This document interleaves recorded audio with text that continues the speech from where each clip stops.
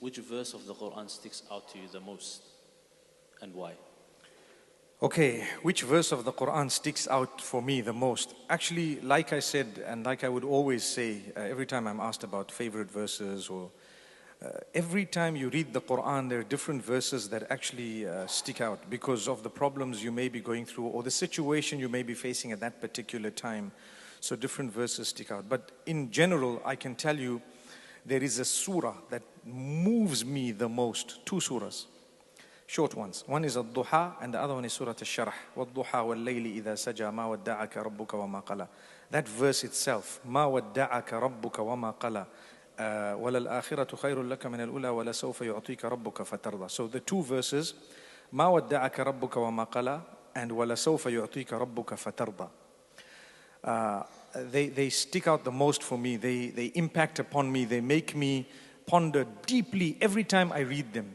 And what they mean, just for the benefit of everyone, where the Prophet ﷺ, revelation had stopped for a time, and then he thought maybe Allah's upset with me, maybe Allah has left me, forsaken me.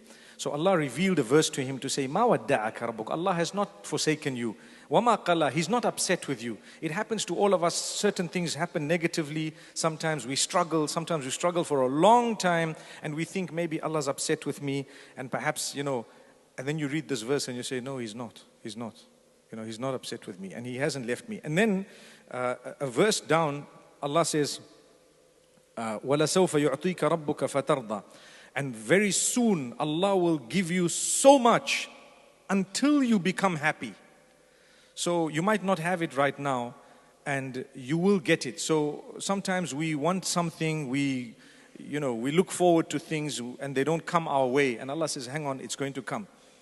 Something quick I can share with you. I went to Tanzania many years ago. The people from the University of Zanzibar had invited me. And these were youngsters. They had very little resources.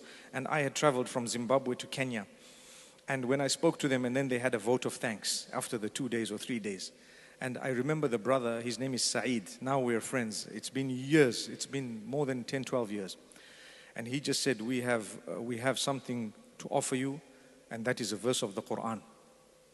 And I'm thinking, when you have a vote of thanks, people come and give you a plaque, they give you a gift, they give you something, they'll give you something that you can take back home. And he says, we have a verse of the Quran to give you, and that is, وَلَسَوْفَ يُعْطِيكَ رَبُّكَ فَتَرْضَى. He says, indeed, Allah will bless you so much until you are happy. And that was the first time in my life that a different meaning, a different, part of that verse dawned on me, and it's stuck with me ever since, and it's really moved me. And so that surah and the next surah is all about difficulty and hardship. I think I can invite everyone, if you have a moment, to go and look at those two surahs. They really soothe me. They bring about a lot of calmness.